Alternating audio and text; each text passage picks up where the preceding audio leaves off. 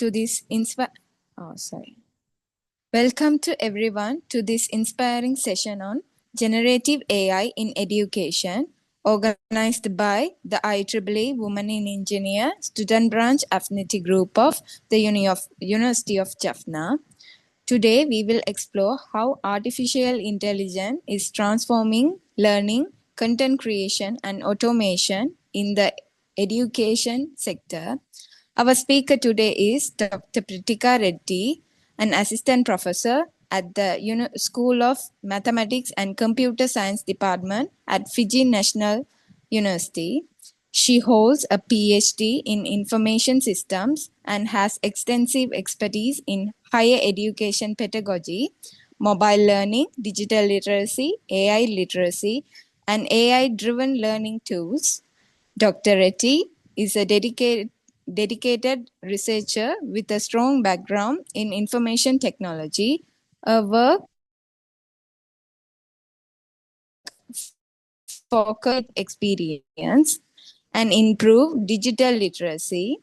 She will sharing her insights on the advancement of generative AI, AI-driven learning tools, ethical considerations, and the future of AI-powered education. Without a doubt, she is a perfect speaker to discuss this topic today. So without further delay, we hand over the session to you, madam. Thank you. Thank you so much. I would like to share my screen. Can you please enable sharing from your end? Can you check now whether you can share? No. It's not? Okay. No. What about now? Yes.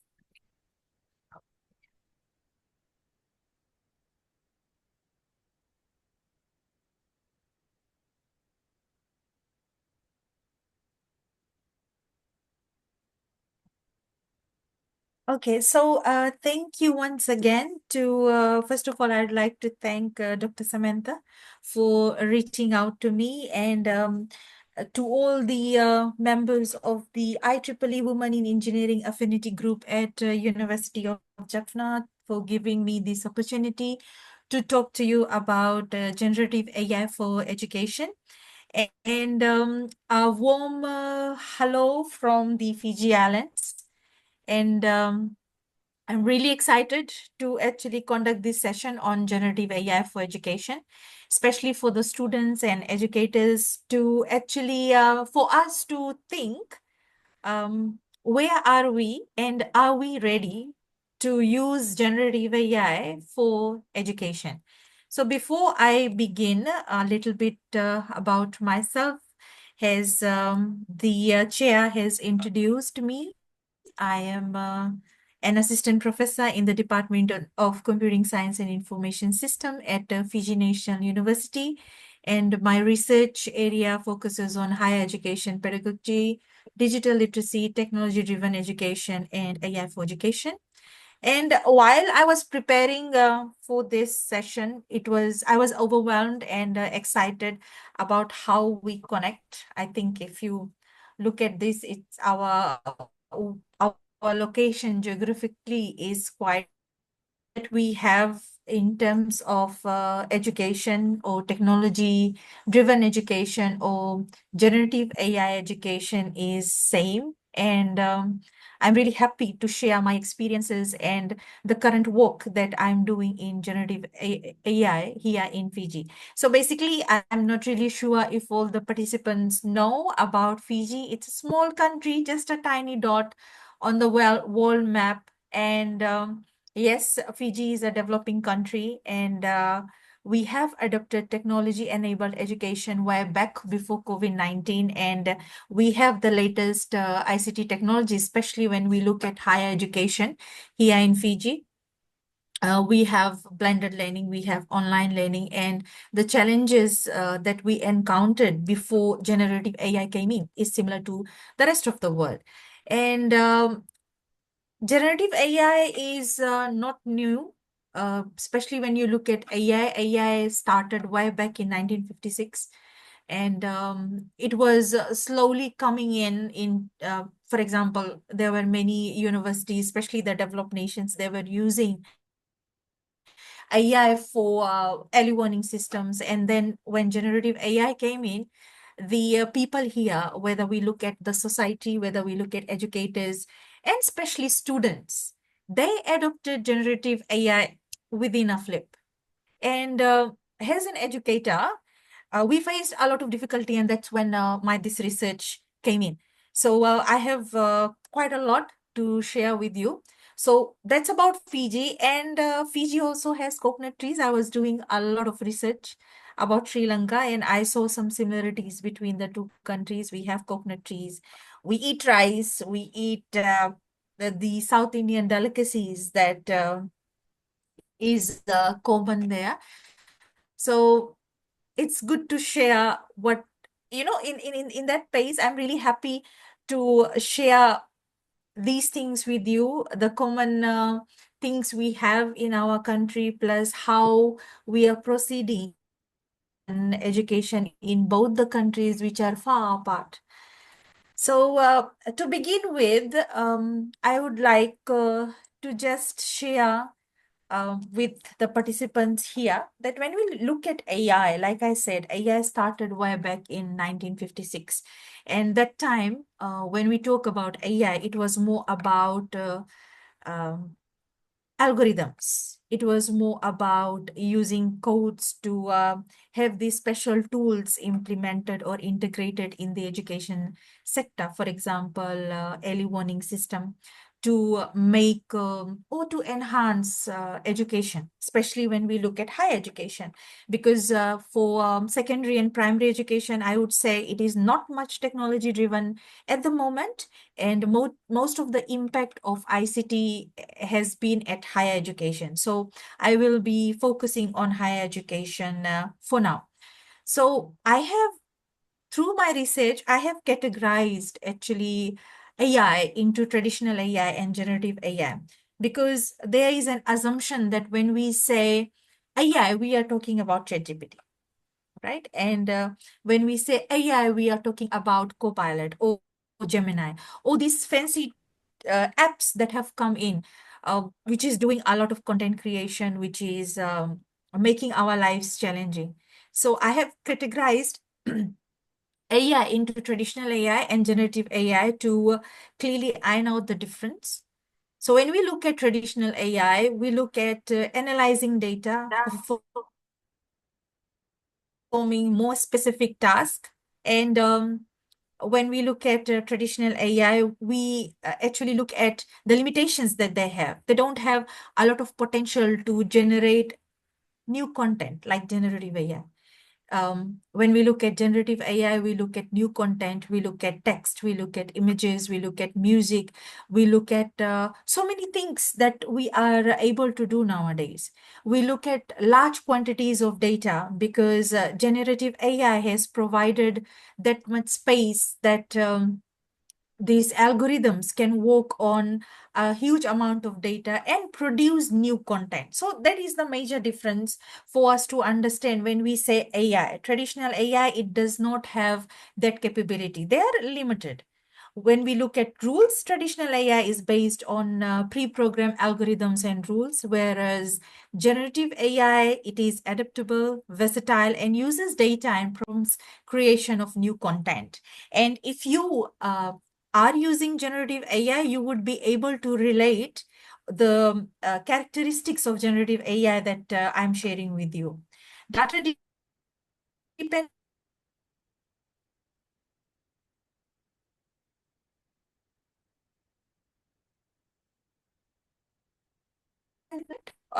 upon rule-based algorithms, upon commands.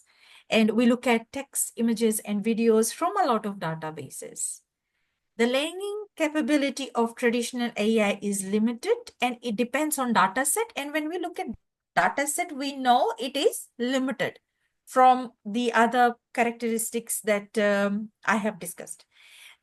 For generative AI, it is more of data driven, and it has probabilistic modeling. Adaptability, Traditional AI is limited as it requires manual updates. For generative AI, it can adapt to changing environments without the manual rules. For application areas, traditional AI, it is more of expert systems, game playing, and simple automation. So we are looking at that high end of programming, high end applications, which are limited, which are programmed only to perform a certain task. But when we look at generative AI, it involves more of NLPs, the natural language processing, image recognition, recommender system, and autonomous systems. For techniques and models, traditional AI, once again, we look at more towards the expert systems. We look at frameworks, we look at decision trees, rule-based systems, and other structured models. For generative AI, we are looking at machine learning algorithms such as neural network, which can be programmed, which can have rule-based algorithms and generative adversarial networks, variational autoencoders to understand, learn, and create the new content that generative limitations for traditional AI, adapting to dynamic and evolving environments that might not be right to fit, issues with large data set, rules are specific, so they are less versatile. For generative AI, it requires substantial data and computing resource for training and reference or inference, data transparency and accountability issues, and one of the major challenges is the ethical considerations. So when we come to the examples, like this is what I usually use the example field to differentiate between traditional AI and generative AI, because there is still a lot of confusion and assumption that ChatGPT is a traditional AI or AI. People just say AI. They don't differentiate traditional AI and generative AI. And I, as a researcher, I feel responsible to relay this message that right now, when we talk about the use of AI. That's why I actually curtailed this discussion to the use of generative AI in education, because if we look at the education sector, we are more comfortable with using generative AI. We are facing challenges related to generative AI rather than AI, because for AI, if I would say, if we have to integrate AI, we would integrate the early warning system, we would integrate the recommender systems for prediction, for analysis of student records. And if we look at the common uses of traditional AI or examples of traditional AI, we can give examples of Siri, because when you look at Siri, Siri is not programmed in a way that it can answer anything you ask. Usually I call Siri, like I say, you are stupid. Because sometimes when you ask her a question, she would not be able to answer. And the only thing she would say is, I don't know about that. I have a friend who has Alexa, and every time I try to intellect Alexa, half of the things she doesn't know. So Alexa, Cortana, Siri, there are other applications which can be categorized as traditional AI. Now, moving to what we are interested in, the traditional AI. So when we look at traditional AI, we talk about ChatGPT, we talk about Delhi, we talk about Midjourney, and there are many more that our students use. If you are an educator, you will be surprised to see the results that I have from a local survey that I did here. There are so many generative AI applications students are using. And when we talk about generative AI, just a question, these applications that we use, Microsoft Word, Microsoft Excel, we have Zoom, they have add-ins or plugins. And there are AI plugins that has been integrated to these applications. Are you aware of that? If you look at Microsoft Word, Microsoft Excel, even Zoom, they have these AI plugins that can be categorized as generative AI. And this is one of the challenges why we educators are facing so many issues with our student assessments. If you are a student, maybe this information would be a win-win for you, because I really don't share this with the students, because I know I am an educator and I'm going to face the consequence of it.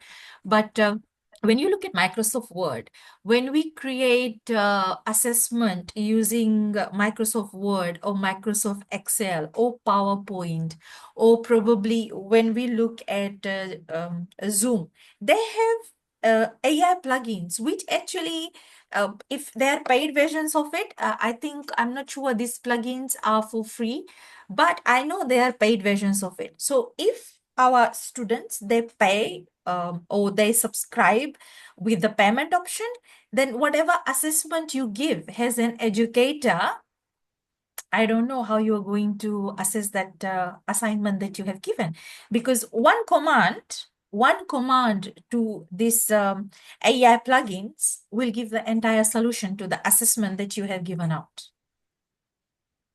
So looking at the challenge end of things, when we look at generative AI, that's one. If you look at the benefits, yes, there are many benefits of generative AI. It creates new content, makes our work easier. For educators, we can prepare our notes. We can have noteworthy discussions. For students, it can solve problems which they are not able to solve, together with maybe killing their creativity, maybe uh, not the students become so dependent on generative AI that they are not able to think. And when I actually talk to my students in regards to the use of generative AI, yes, it makes your work easier. You get solution to a lot of problems, a lot of situations that you might you were not getting answers to. But when you look at a real life scenario, when you look at, let's say you go for a job interview, when you go for your job interview, will an AI assistant be there to answer the questions for you? Because it's very important for us to relate this message to our educators and the students, that if you are totally dependent on generative AI, how are you going to deal with the day-to-day life situations? You cannot be asking generative AI everything. There are meetings, there are reports, which might require contextualization. For example, contextualization of a particular country in Sri Lanka. So how are you going to relate the knowledge you have, or maybe the answer you have from generative AI, and contextualize to the situation in your organization? Because obviously these students who are at our university joining the workforce, who will be joining the employment sector probably in few years time. So how are they going to cope with the contextualized issues at the work environment? So generative AI is there. Use that as a buddy. You can use that as a study buddy. You can call it your study assistant, but do not be totally dependent on it. So we have these few apps. We have these few generative AI tools that are already there, but future is bringing us more. When we look at the traditional AI bit, we have model-centric AI, which is coming in. We have data-centric AI, we have XAI and responsible AI. For the for the generative AI, we'll be looking at Google AI's Palm, Meta AI's Lambda, Open AI's ChatGPT 3, DeepMind's Gopher, and Microsoft Research's Megatron, Turing, NLG. So this is the future which is coming. And yes, it calls for a big challenge for all of us. So when we look at generative AI in education, so before this notion got popular, generative AI or AI. That's what people say. So we will be looking at generative AI now because I have clearly explained the difference between traditional and generative AI, and I feel that it's fair enough that we use the term generative AI in education. So with ICT, we know the different changes it has already brought into the higher education sector. Our education system is now more efficient now. We are reaching out to so many students. We are having these, the educators are actually becoming the guide on the side instead of being the at the center of the stage. So this generative AI, how are we going to actually integrate that into the education system? Without us doing much of the work, the students are already integrating this into the education system. They are using it to complete their assessments. They are using it to probably get a clearer picture of what their notes are about or what their topics are about. But eventually, at the end of the day, they have to sit for an exam. And there you don't have generative AI. So when we try, I believe that all universities, including University of Jaffna and Fiji National University, we are actually moving towards integrating generative AI. So when we look at applications for the education sector right now, we look at AI-powered learning assistance to improve student learning. Here in Fiji, we have these peer-to-peer sessions run for the first year, second year, and the third year students. So it's like your peer buddy who might be in their second year of studies and have scored good grades. So they become sort of peer assistant to the first years. Or if they're in the third year, they can become peer assistants to the first year and the second year. So it is more of human driven. So instead of that, maybe we can create an AI-powered learning assistant to improve student learning. And there are many advantages to it. One of the advantages 7 will nowadays, I feel the students interact more with this kind of application and systems to make their learning more effective and creative, right? But when we implement this in the education system, we have to ensure that the course coordinator or the educator is there to monitor what content goes into this AI-powered learning assistant, and what are some of the ways or what are some of the important questions that the students might be asking. That will actually give us a feedback as an educator that these are the issues the students are facing. So that's where one way we can integrate generative AI into the education system. We look at intelligent tutoring systems, we look at chatbots, right? So intelligent tutoring systems and chatbots, they work in a similar manner. The university can have chatbots for the students for specific courses. They can have chatbots for student registration as well. They can have chatbots to inform the public, the students, or whoever is interested in the particular university about the courses and the various things that is released through those prospects for the university every year. So intelligent chatbots or the intelligent tutoring systems can be developed as such as well. So if this can be developed, probably I believe that we cannot bring everything in one chatbot and make that chatbot to work answering all the questions of the public. Maybe you can start off with little things. You can have a chatbot at the service level. You can have a chatbot for students who are already registered. And then in the courses, you have this intelligent tutoring in a more flexible learning environment. Also, the peer-to-peer learning can also be carried out by these special intelligent tutoring systems or the chatbots. So during the exams, or let's say for a particular assignment, the students are facing difficulties. So instead of relying on ChatGPT or Bard or Gemini, they can actually interact with themselves to increase the learning capability of the students. And at our university, in the final year, the students who are in the final year, because I belong to the CSIS department, so students in the final year, they do projects, and these projects are executable projects that has to be developed within a semester. So our semester is 14 weeks. So within 14 weeks, they develop some such systems. So maybe if this can be done by the students as well. So if the students, they build these small intelligent tutoring systems, then obviously that can be enhanced by the IT team at the university and then deployed at university level with some credit given to the students, because eventually they will be going to the employment sector as well. And if the employers, they see that, obviously it's a win situation for the students as well, because when we look at the employment sector, they also want chatbots.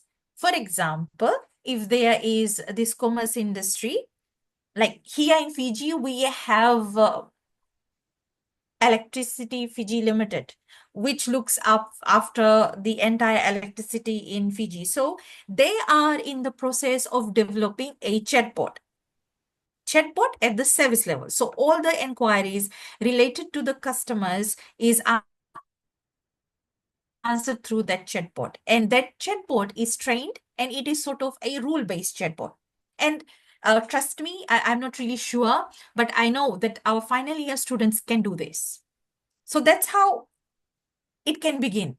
And then obviously we have the generative AI assistance for people with disabilities and the gamification technologies. So even for our students who we classify as inclusives, there can be chatbots or the intelligent tutoring assistants who can, or which can be developed specially for them to help them in their learning process. Like in Fiji, inclusivity for education is one of the sustainable development goals. So universities here, they work towards providing this kind of services to the students.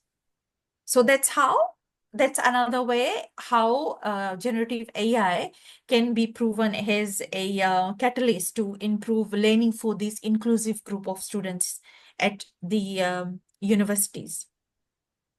We have virtual reality systems to design a more creative learning environment, allowing students to interact with virtual objects, simulations, and environments. I believe this is a bit of high level, and universities in the United States and South Africa and Korea, they are doing that. They're integrating this virtual reality systems into their learning management platforms to improve student learning by providing real-time scenarios. Some examples, like I have already mentioned, are Grammarly. So students use Grammarly. Obviously, this is a challenge for us because student assessments are copied. And at Fiji National University, we have the plagiarism detector. We also have the AI detector, which has been integrated into the learning management system here. So before it was plagiarism detector. So if students copy each other's assignment, they get an SI index of over 50. Straight away, the educators, they give 0 or they penalize. So when students use Grammarly, now Grammarly is treated as an AI or generative AI tool. So you have a piece of assignment, you give it to Grammarly, Grammarly rephrases it, and then the student submits that as their copy of the original assignment. But due to the AI detector, which has been integrated into the learning management system, these students also get a higher SI index, and they eventually get 0.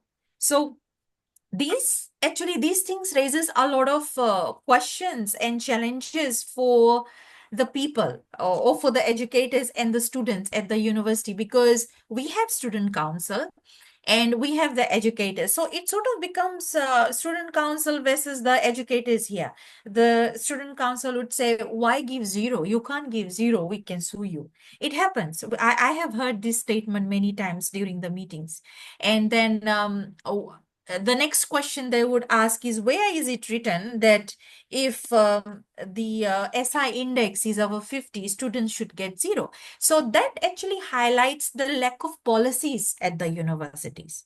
So when we talk about generative AI in education, yes, we are looking at integrating it into the education sector, but the first thing that universities should do is make a policy, make a framework that actually will guide both the educators and the students about how they should be using a generative AI, to what extent they will be using generative AI, and then what are the consequences. So this issue where we say that if the SI index is above 50 or above 100, or let's say above 70, what should an educator do? And then the student would not be able to write complaints or do a whistleblowing stating that he or she got a zero, or he or she was penalized for using Grammarly, or she was penalized for using generative AI. The other tools are Duolingo. Duolingo is an app which actually uh, has two languages. So it's like if you are trying to learn English and you are a Chinese person, so it converts whatever you want to learn together with learning. And Duolingo is also used as a peer learning assistant as well, where peers from different parts of the world, they combine, they learn, and they teach each other about things. We have Carnage Learning, Kahoot, Adomo, Zspace, and the Google Assistant.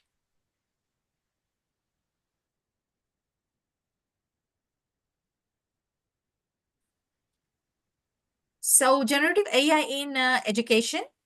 Educational platforms can adapt to each student's needs, learning pace, and preferences, fostering a tailored approach to education. So like I have mentioned, if we have these intelligent tutoring systems, if we have these bots, if we integrate it into the education system, then definitely it will provide a more efficient and effective learning mechanism. Learning management systems can be enhanced through chatbots such as the early warning system and intelligent tutors. We also have AI systems which can be integrated into the learning management system to provide feedback.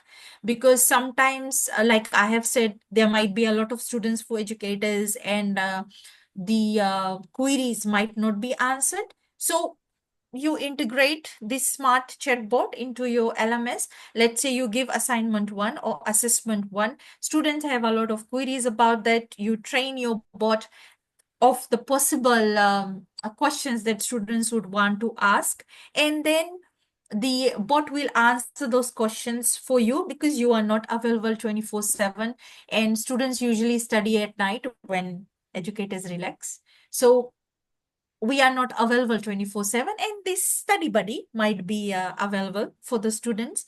And so we can have a rule-based scenario here. We can train the bot that if these questions are asked, then this is the answer that you give to the student. Worst case scenario, at the end, if the chatbot is not able to answer, an email is sent to the coordinator for the course, and then from there the coordinator handles the situation.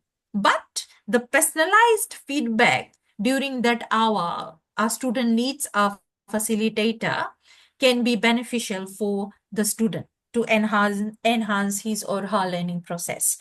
We have the NLP models, which can be enhanced, which can be used to enhance the learning environment by peer-to-peer discussions, making suggestions, proposing edits, and guide students by providing real-time feedback. So it's more like the peer-to-peer system that I was talking about earlier, where all the peers connect, whether it's first year, second year, or third year. And if there is a question, these peers can assist or guide their peers in completion of the assignment. So in a way, if there is guidance, then plagiarism, the main issue, the most ethical challenge that we face in the education sector, might be narrowed. We have the AI-powered recommender systems, which can suggest relevant educational resources such as books, articles, or online courses based on students' interests, previous choices, and learning goals. So this is if your university is operating a learning management system, which is sort of connected to the internet, and it has supplementary readings for the students as well. For the educators, generative AI can be an advantage where it can assist in the course preparations, because sometimes, actually, this is from the student council here at my university, is sometimes we educators, we tend to use the same notes. Let's say for computer science, I'm an educator and I am teaching something in relation to this computing science, which was taught 10 years back. So the students today, since they are using generative AI, they know a lot of new things, and they are very easily going to pick that we are using a material or we are using a content that is 10 years old. So generative AI has come in. We can make our prompts, and we can create course content or deliver our lectures in a much more creative manner than it used to be, because as soon as you know how to type your command uh, in one of the or any of the generative AI tools, you will see that you are becoming a lecturer who has a lot of flavor when he or she delivers his or her content to the students, especially today's students. If we look at the Generation Z students, they are a step ahead of us. If you talk about something which has happened 10 years ago, yes, here in Fiji, they question us. So for us, generative AI can be a good advantage where we can actually create our lectures which are suited to today's students, which answers their inquisitive mind, although they are using generative AI tool. But sometimes students ask you question using the generative AI tool. So if you as an educator, you are not that creative, you want to still stick to the old method of teaching, then obviously there will be a lot of issues. So if our students are raising their bar, we as educators, we also have to raise their bar. So that's why I feel when we talk about generative AI in education, it's for both students and educators, and it can be beneficial, and it's how you use it for your different purpose. The core challenges of generative AI is ethical considerations. I have actually discussed few things that I have found out when I was doing my research about generative AI. We have privacy concerns, data security, training and professional development for educators and for the students as well.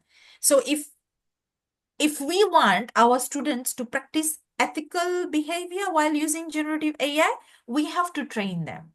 And if we are not trained, then we have to train ourselves. We have to have the professional development carried out. And I'm really happy to actually see that there is this IEEE Women in Engineering group at the University of Jaffna, because maybe this can be one of your projects where you lead into the training and professional development of using generative AI in education for the students and educators there.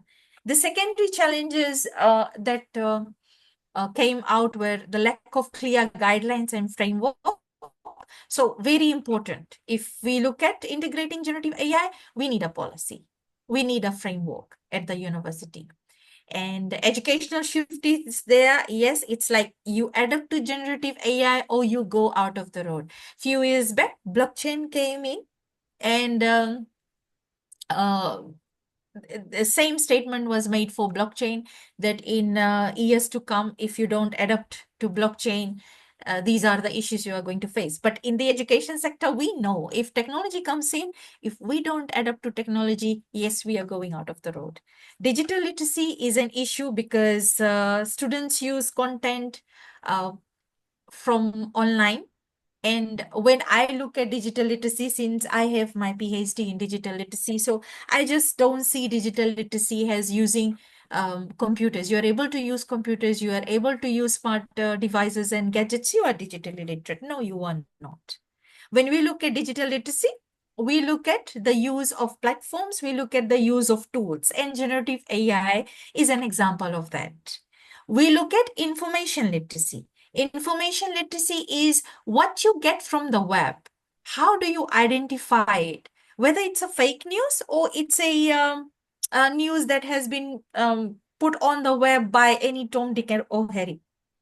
And surprisingly, this is important because we have issues of deep fake when we look at generative AI.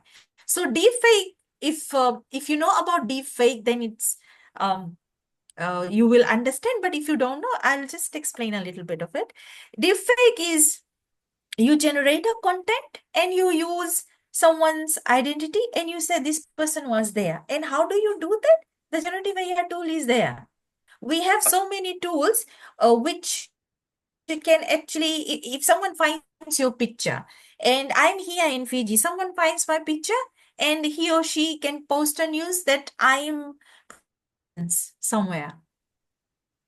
That's deepfake. And that's the power of generative AI. About few days ago or few weeks ago, I found out that we have generative AI tools which can make babies sing, which can make your old photos turn into reality. So it's like if your childhood photo is there, someone finds it, places it somewhere, and creates a nice picture with one of your family members. And there are a lot of issues that will arise from that. And then, interestingly, this is very interesting, I would say. Just yesterday, I was looking at this tool. Do you know that generative AI has become so powerful that now they have virtual boyfriend and girlfriend? And there is this app, Boyfi or something, which actually is a generative AI. And I was just telling my students, you don't need a physical human to be your girlfriend or boyfriend because that generative AI is there. And then obviously it becomes a challenge for us individuals because that generative AI will be programmed to talk to you just like another human. And then obviously, what if you take a screenshot of that and you fake someone else's identity and then you release it on the website saying that this person was talking to me and this is the chat I had? So issues there. Information literacy comes in there. Visual literacy comes in there if we look at digital literacy, because visually we look at deep fake. Then we have communication literacy. We don't know who is at the other side. Like I said, we have a virtual assistant who is trying to act as our partner. So communication literacy is there, right? And these issues will come up if you are not digitally literate. Equity and accessibility. Again, an issue because if you are not digitally literate, you will not be able to use the generative AI tools. If you don't upgrade yourself, then you are going to definitely face a lot of issues when it comes to the use of generative AI. So I don't want this session to be just one way. So these are some of the things that I have identified here in Fiji and I have shared with you. So I want to know from you about the issues and challenges you as students and the educators are facing so far. In your life, in your daily life, and your thoughts on whatever I have talked about um, till now. I'd be happy to hear from you as well.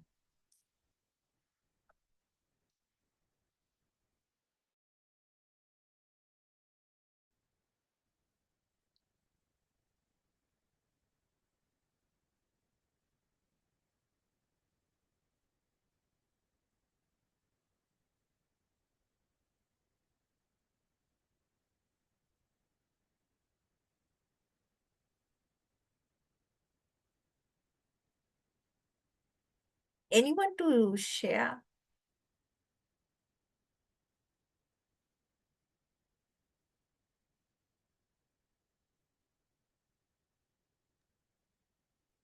Hi, can you hear me?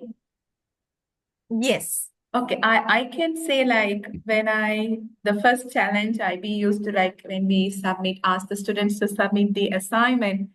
So we know like it's generated from the Gen AI, but we couldn't prove that, like we couldn't say like, okay, it's from the generative AI. It looks like that. It looks like that, but we don't have proof to say like from which tool it's generated. So that's the big challenge, like because let's say it's a program, like when they generated, the way the program wrote is similar, it's identical for all submissions, right? The name of the variable or whatever. So it can't be like that. If we think our own, it should, the thinking way of thinking will differ for different people. So but when we saw the submissions like that, we know it's from Gen AI, but we don't have proof to say like the students, okay, you created this, we have this proof.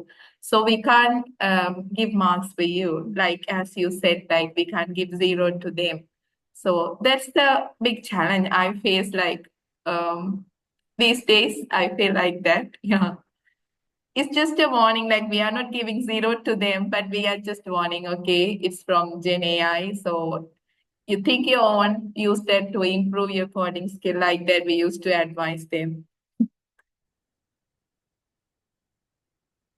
Okay. Anyone else you went through a similar scenario? Because I might have a solution for that. That's So before I share, anyone else would want to share his or her scenario? Even if you were a student, if you faced any challenge, then I'd be happy to hear. Because it is through the student discussions that we get to, devise this kind of ideas to control their thoughts and how they do their assignments. Sorry, students, but we have to play our part as educators. So any student would like to share if his or her challenge when in dealing with generative AI.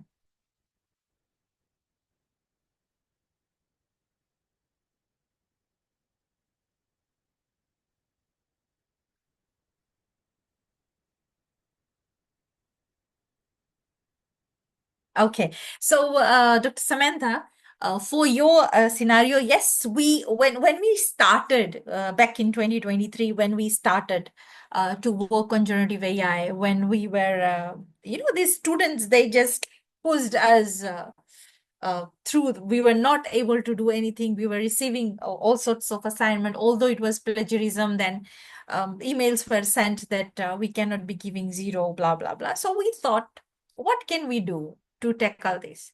After doing a lot of thinking, if we look at computer science, and if you are from a different discipline as well, what we do, what we have come up is, if we have a theory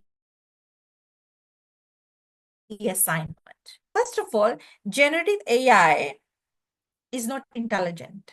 It is made by a person, a human. And obviously, every application has a loophole. So what we came up with is, when we look at any theoretical assignment, whether it's writing a report, whether it's assessment, we decided to contextualize. For example, if we ask students to discuss about climate change, we don't say discuss about climate change. We say discuss about climate change contextualized to the South Pacific or Fiji, relation to the Sustainable Development Goals aligned by the Fijian government.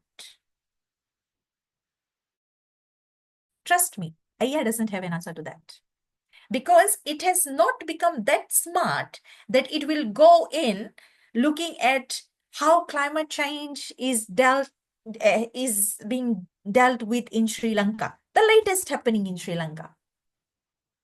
If we look at, let's say, preparing a report on how an industry will swap from the manual method to bringing a management information system, we just don't say that. How an industry, a local industry, for example, the ESCO Motors, right?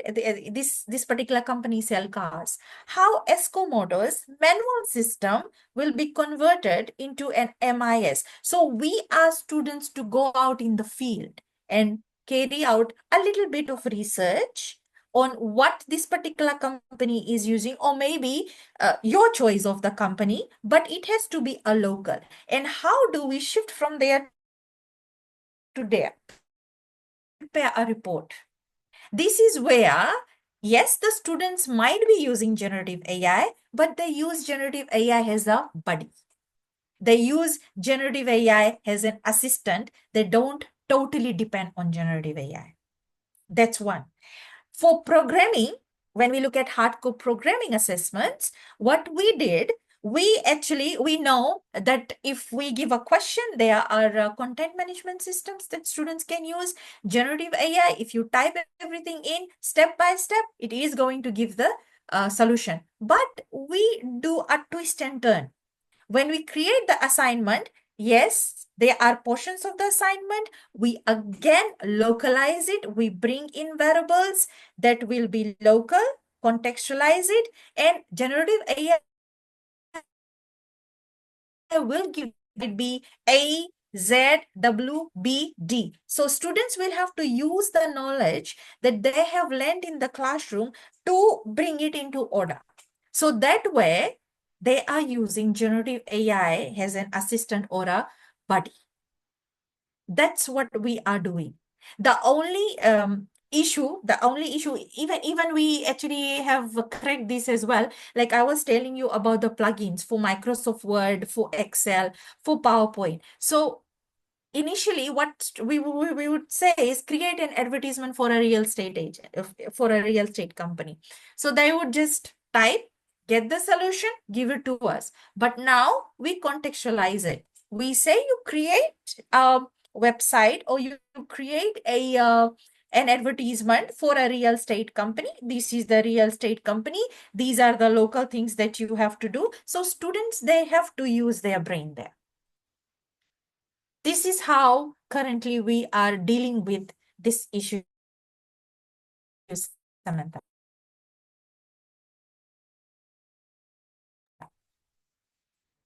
How does it sound to you? Yeah, it sounds great.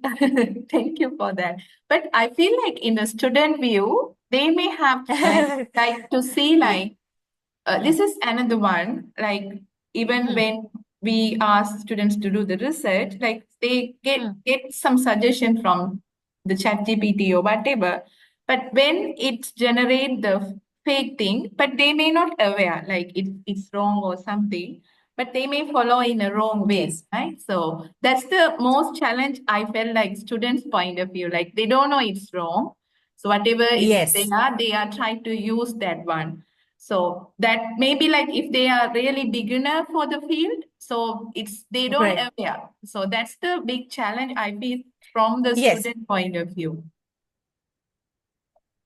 Right. So that is counted as the challenges that I discussed before this slide. We were looking at digital literacy. We were looking at students not able to actually use the generative AI properly. So that again falls back on the shoulders of the educators. We know that our students are using it, so a proper guideline, and then groups like this, like the group this group here, the IEEE Women in Engineering, maybe they can have a session, like they're having a session with me, with the expert, on how students can actually use generative AI and the importance of them to actually learn to differentiate between the right information and the fake information, right?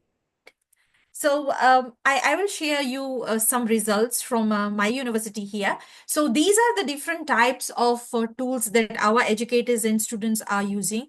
And you can see that they are varied tools. Some of these tools, even I'm not aware of, like black box AI. I don't know what the students are using this for. Then there is VOPIA, Ask, and so on. So these, you can see the adoption of generative AI by the students is like expanding and it's going beyond our control. So we have to find, or we have to devise ways in which how we are going to control this and how we are going to teach our students about the ethical use of generative AI. And the participants, they told us that they are using generative AI for research, assignment, writing, proofreading, checking for to see if the content is correct or not, and personal digital art, because there are so many apps available as well. The advantages and disadvantages of generative AI, I think I have discussed a lot of these before. Our work becomes easier. It gives us ideas on how to write things, understand complex topics from a student perspective. For workers, it boosts productivity, facilitates skill acquisition, and helps prevent grammar mistakes. And then when we look at the other side of the coin, we look at the privacy and ethical concerns, misuse of the information that is provided by generative AI, and plagiarism, which is one of the major concerns at the universities.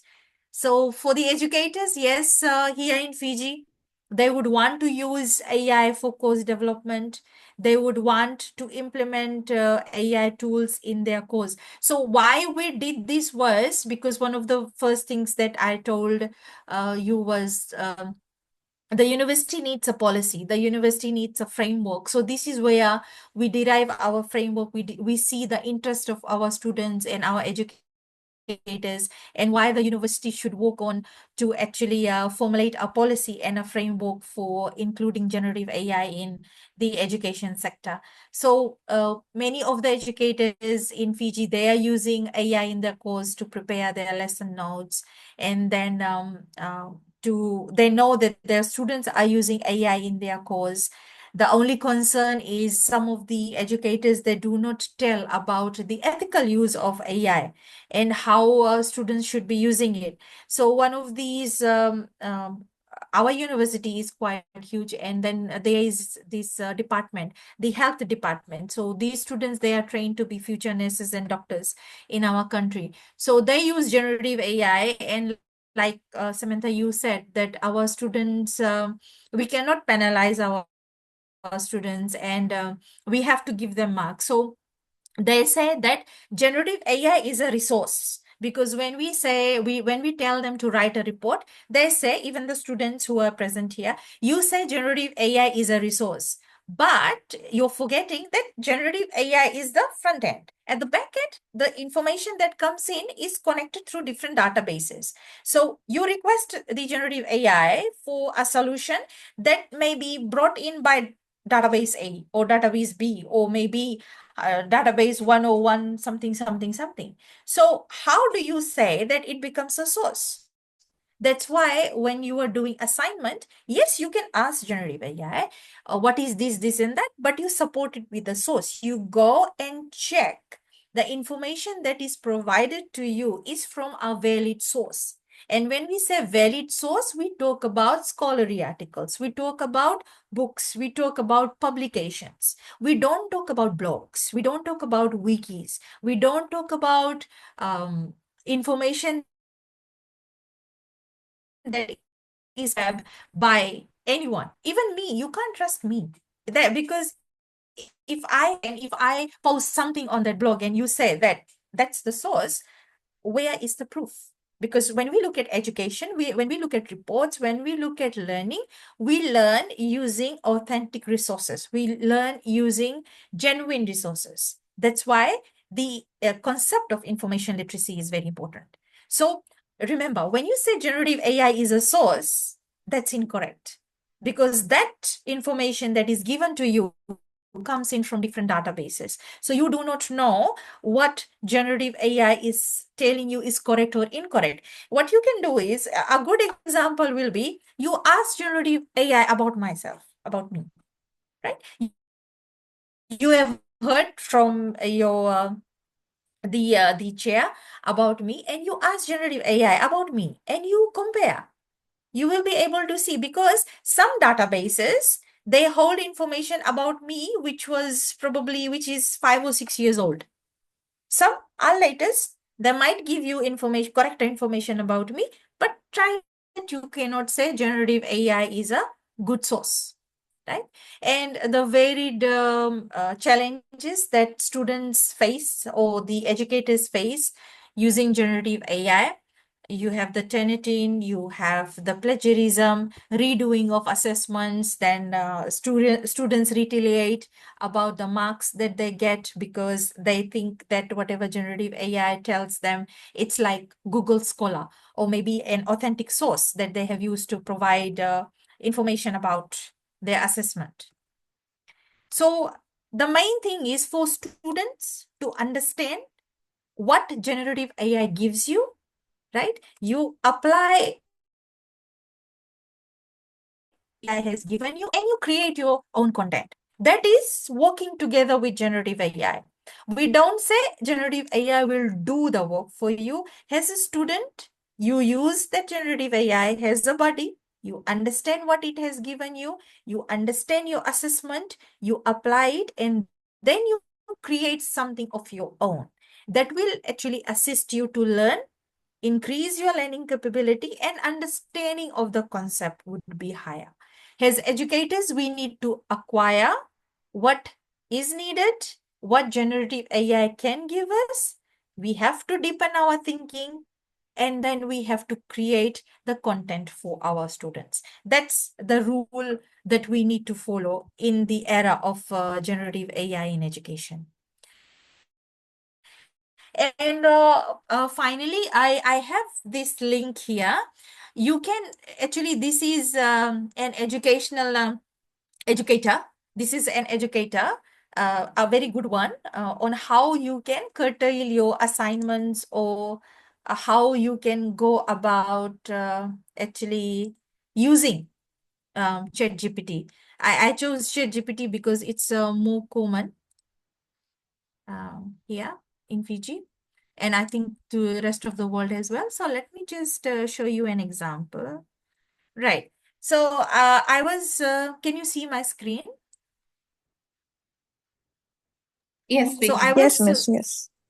yes. So I was actually looking at that. I was looking at this and I was writing it as a student perspective. So let's say my lecturer has given me an assignment which asks me to write a literature review on computer ethics. So I did it here. I want to write, right? I want to write a literature review on computer ethics, right? So what I liked about this AI was, can you see it's giving me options to make your literature review strong and well structured. Let's clarify a few things. Now this involves your thinking. Scope, what are you looking at? Purpose, what are you looking at? Sources, what are you looking at? So now the student thinking will come in. What the student wants. Whether the student wants to focus on AI ethics. Oh, maybe I as a student, I might think, oh, what is AI ethics? Or what is hacking ethics? That's new to me. Okay. So I would say, let's try it out. My scope would be digital rights because I'm thinking, right? And then it will create your assignment in a manner that you want. And then the purpose for my assignment is a research report, and it also asks the student about the structure. So this particular AI tool actually involves a lot of thinking from the student end and from the educator's end. So if you are an educator as well, it will ask you the same thing. Like I would say, I would want to create a lecture note on system development life cycle. So it's going to ask me about, let me just show it to you, right? I want to create a lesson note for SDLC. So it's going to ask me about the entire class, the level of students, what I want to cover, the time limit, the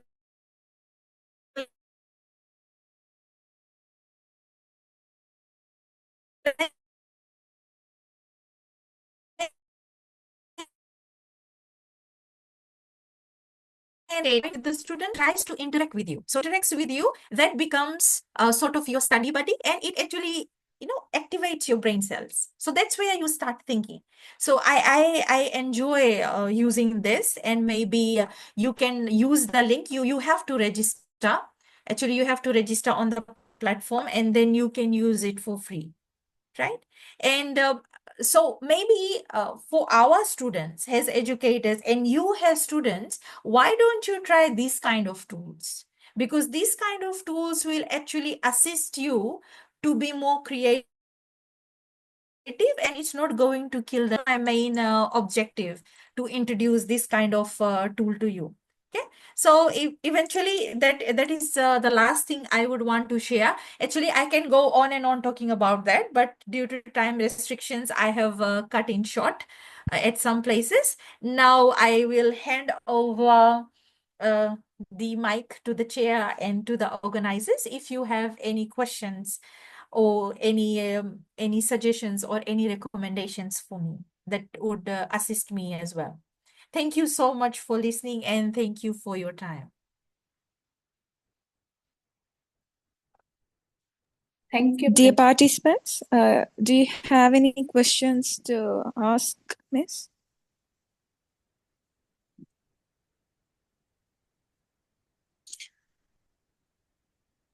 I hope there is no questions to ask. Actually, I have, Miss. Can I? Yes. Yeah. Yes, sure. Normally, at the starting, I don't like to use the AI. Now I'm using the ChatGPT. Right.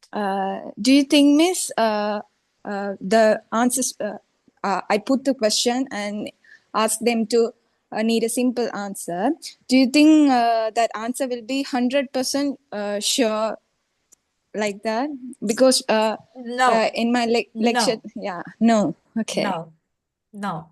That's why the main point is you use that as a buddy. So if you get an answer, try to go back to find the source. Or maybe you can, I haven't tried this, because when I have to do something related to my assignment or my research, I never use ChatGPT. Honestly, I use ChatGPT. I might use I'm an expert. But if I have to write something new, then I will go back to Google Scholar to find the source, to find the evidence that this really has happened. So maybe next time when you ask ChatGPT about something, can you ask ChatGPT, where did you get this answer from? Maybe if it gives you a source, you can go back and check Yeah, sure, Miss. if the source is, yes, the source is authentic or not. But don't completely trust what it gives you. Always go back and check. Okay, thank you, Miss. Thank you.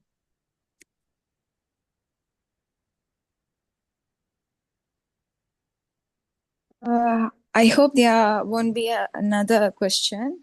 So, Nisan Sala, Yes. can you do the vote of thanks? Okay. On behalf of the IEEE Women in Engineering, the student branch affinity group of the University of Jaffna, I would like to express our heartfelt gratitude to our esteemed speaker, Dr. Pritika Reddy, for sharing her valuable insights with us today. Dear Madam, your enlightening discussion on generative AI in education, highlighting its impact on creativity, content creation, automation, and innovation, has truly enriched our understanding. Expertise and engaging presentation have inspired us to explore new possibilities in AI-driven education. We sincerely appreciate the time, effort, and knowledge you have shared with us. Madam, please accept the virtual token of appreciation we have prepared as a small gesture of Oh, our gratitude. thank you so much. Thank you. Can you email that to me, please? For sure. We'll, Thank you. I would Thank you so also much. like to we'll a warm thank you to all the participants who took the time to join us today. the our future sessions. Have a wonderful day. Thank you. Just a few words before we end up. Thank you so much for giving me this opportunity, and I just love this that you have prepared. And I think I believe this is one of the first um, talks organized by IEEE women or a woman group who has invited me um, to do this talk, and I will hold this very dear to my heart. And I hope that you will continue doing such great work in future. And anything in future, if you need more collaboration, I am just a call away or an email away. So thank you so much. Thank you, Pritika, to Thank accept you. our invitation and spend your time Thank you. to give this insightful talk. I think it's really useful for the current trend. Thank you for your time, and we are very happy to meet you, e-meet you. Hope our participants also enjoy your talk. I think they will contact you if they want more detail. This is from the Yeah. participants. Can you take a moment to give a feedback for the talk for the society? Like you can scan the following QR, then you can give your feedback.